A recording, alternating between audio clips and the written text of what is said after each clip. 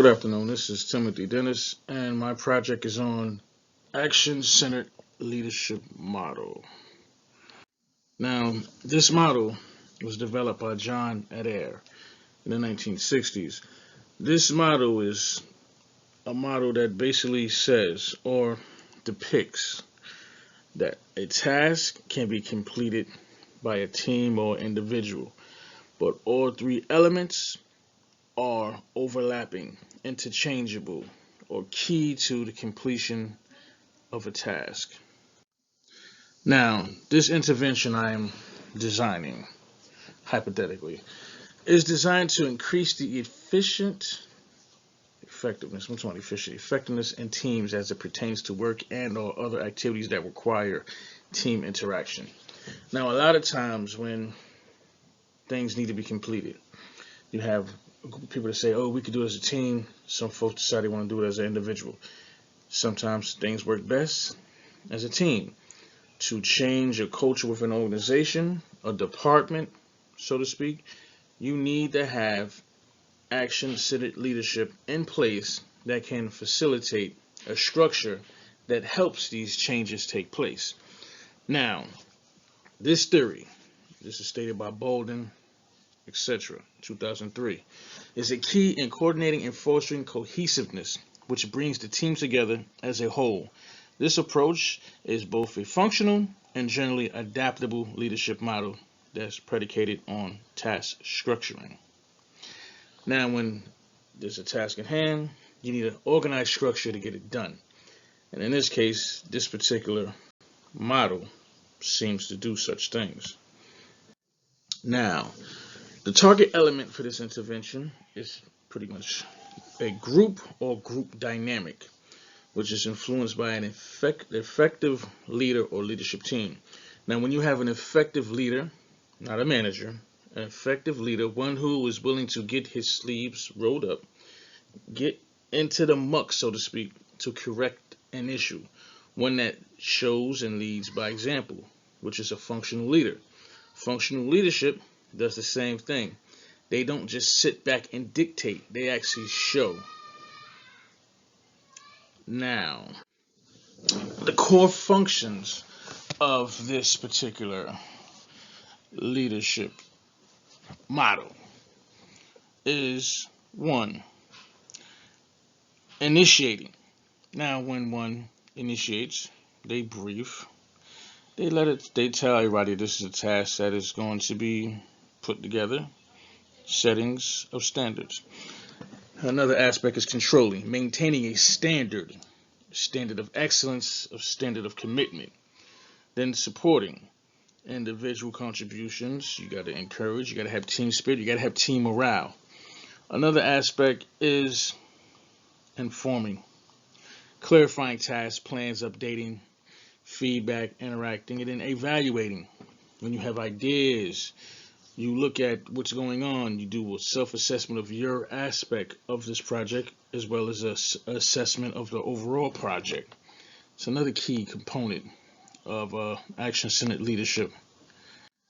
Now, Adair's concept asserts that the three needs of task, team, and individual are watchwords of leadership.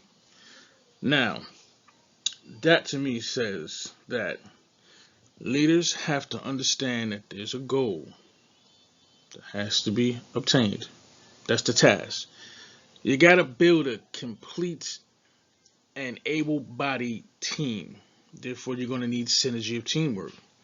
Then you're also going to have to look at the individuals within that team, and you're going to have to basically take into account their individual needs, strengths, as well as weaknesses. Business. Now, leadership in business is a very big objective. You got to be strategic, you got to be operational, and you have to have a very well-oiled team machine. Now, leadership is supposed to be able to bring together different aspects of the workforce. If it's a warehouse, you have your warehouse manager, your warehouse supervisor, you have your individual team members. Now, leadership or a leader is supposed to understand each individual's strengths and weaknesses and bring by some type of long-term cohesive stability.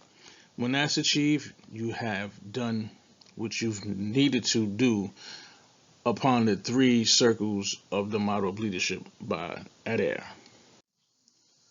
Also, as we look, his study can also be used in various type of environments. It could be used in the military, it could be used in schools.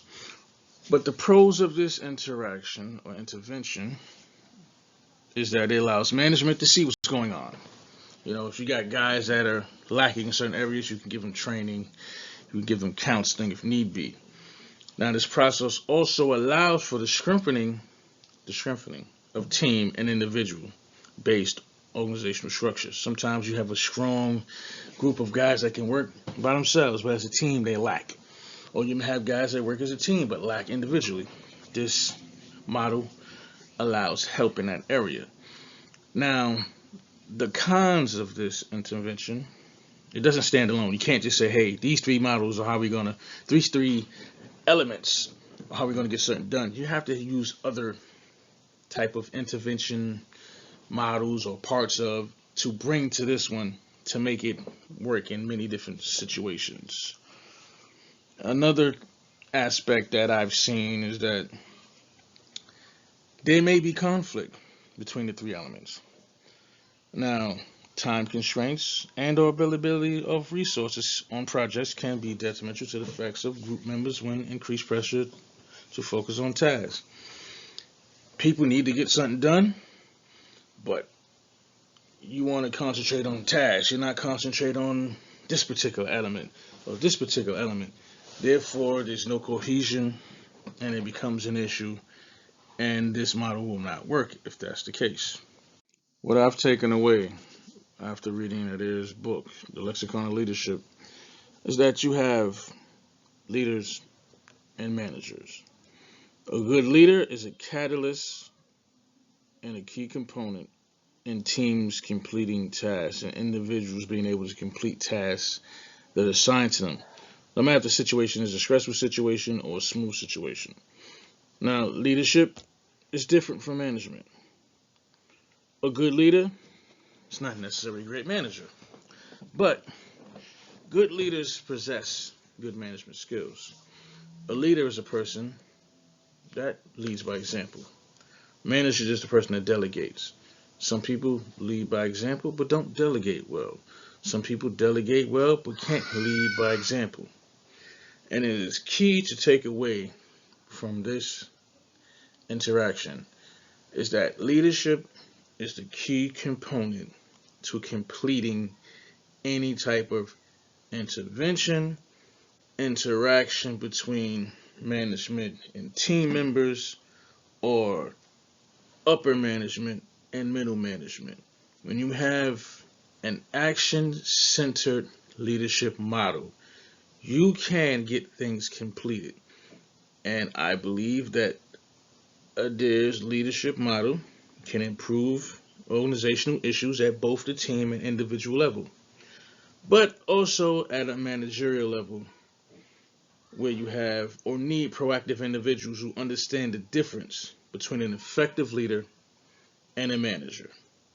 Thank you very much for listening to my project.